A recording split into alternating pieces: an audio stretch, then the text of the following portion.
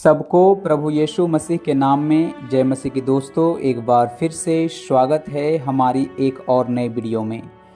मेरे भाइयों और बहनों, जिस टॉपिक पर आज हम बात करने वाले हैं, जिस विषय पर आज हम चर्चा करेंगे, उस टॉपिक का नाम है कि परमेश्वर हमें कभी नहीं छोड़ता। हम परमेश्वर से दूर चले जाते हैं लेकिन परमेश्वर हमें कभी नहीं छोड़ता। किस प्रकार परमेश्वर हम पर कभी भी गिव अप नहीं करता है, यानी परमेश्वर हम पर अपना उम्मीद करना नहीं छोड़ता।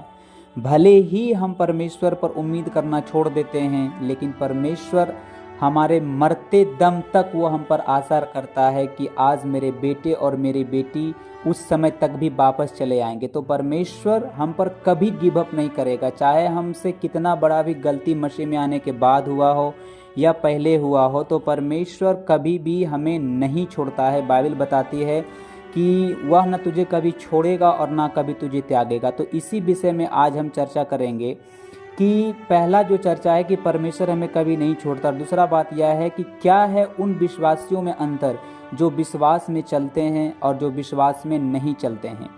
बात यह है कि हमें सबसे पहले जानने की ज़रूरत है कि विश्वास क्या है और हम इसमें कैसे बने रह सकते हैं।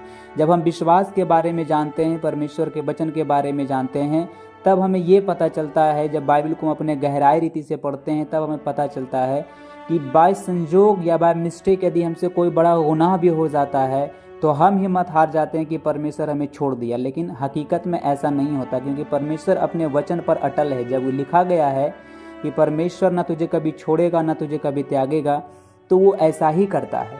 तो हमें सबसे पहले जानना है कि विश्वास क्या है और हमें इसमें कैसे बने रह सकते हैं। मेरे भाइयों और बहनों, बात यह है कि जब हमसे मसीह में आने के बाद पाप हो जाता है या फिर हम जानबूझकर कोई गलती कर बैठते हैं या फिर कोई पाप कर बैठते हैं, तो क्या होता है कि शैतान जो है हमारे मन में से खेलना स्टार्ट कर देता है कि परमेश्वर तुझसे नाराज़ हो गया है, परमेश्वर तुझे कभी माफ़ नहीं करेगा, क्योंकि तू पहले भी पाप करता था और मसीह में आने के बाद भी पाप कर रहा है। मसीह में बपतिस्मा ले लिया, उसके बाद भी तू पाप कर रहा है। तो जब तुम इस प्रकार की ज़िंदगी जी रहा है तो परमेश्वर तुम्हें छोड़ दिया है।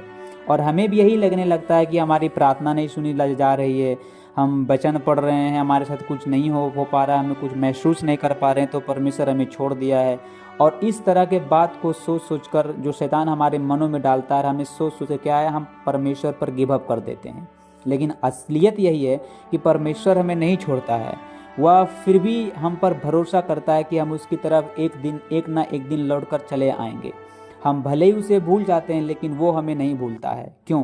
क्योंकि वो जानता है कि हम जो हैं कभी न कभी बाय संजोग मिस्टेक करेंगे, गलतियां करेंगे। आप वचन में पढ़े होंगे कि दो भाई था, एक अपने बाप की संपत्ति को लेकर बहुत दूर चला गया, लेकिन फिर भी परमेश्वर ने उसका बाप उसका इंतज़ार करता था कि वो मेरा बेटा आएगा। उसी प्रकार परमेश्वर जो है इंतज़ार करता है कि हमारा बेटा हमारे पास चले आएगा।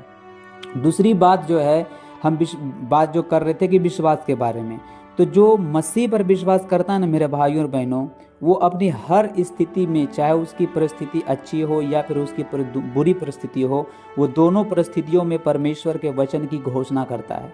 लेकिन जो विश्वास में नहीं है, जो मसीह में आने के बावजूद भी विश्वास में नहीं चलते हैं, वो सिर्फ यहाँ की बातें करते हैं, वहाँ की बातें करते हैं, सिर्फ बातें ही चपड़ की तरह करेंगे। उसके पास कोई सामर्थ्य नहीं होता, कुछ भी नहीं हो रहा होता, क्योंकि बाइबल में लिखा है कि परमेश्वर का राज्य बातों में नहीं परंतु सामर्थ्य में है। और तीसरी बात जो हम समझाना चाह रहे थे कि यदि हम विश्वास में बने रहना चाहते हैं, यदि हम एक मसीही हैं और हम विश्वास में बने रहना चाहते हैं, तो परमेश्वर का वचन हमें मदद करेगा, क्योंकि विश्वास जो है परमेश्वर के वचन से पैदा होता है। बाइबल कहती है कि हम विश्वास करते हैं इसीलिए बोलते हैं। तो यदि हमें विश्वास है तो हमारे मुंह से परमेश्वर के वचन निकलेगा, क्योंकि विश्वास की आत्मा वचन बोलता है। यदि हम विश्वास में बढ़ना चाहते हैं, उसमें बना रहना चाहते हैं, तो हमें वचन पढ़ना होगा और उस पर मनन करना होगा और उसे मुंह से बार बार कन्फेस करना होगा। तो आज मैं 3 चीज़ों पर डिस्कस किया। पहला कि परमेश्वर हमें नहीं छोड़ता, दूसरा कि विश्वास क्या है, और तीसरा कि क्या है उन फर्क विश्वासियों में जो विश्वास में चलते हैं और विश्वास में नहीं चलते हैं, और यदि हम विश्वास में बने रहना चाहते हैं तो हमें क्या करने की ज़रूरत है। आप बाइबल में पढ़े होंगे कि चाहे मैं घोर भरी अंधकार की तराई में से होकर चलूं, फिर भी परमेश्वर यहोवा हमारे साथ रहता है। इट मीन्स ये कहने का मतलब है कि यदि हम अपनी गलतियों के कारण, गुनाहों के कारण पूरा अंधियारा में चला गया, पूरा गड्ढे में गिर गया, फिर भी परमेश्वर हमारे साथ वहाँ पर यार में उठाने के लिए तैयार है।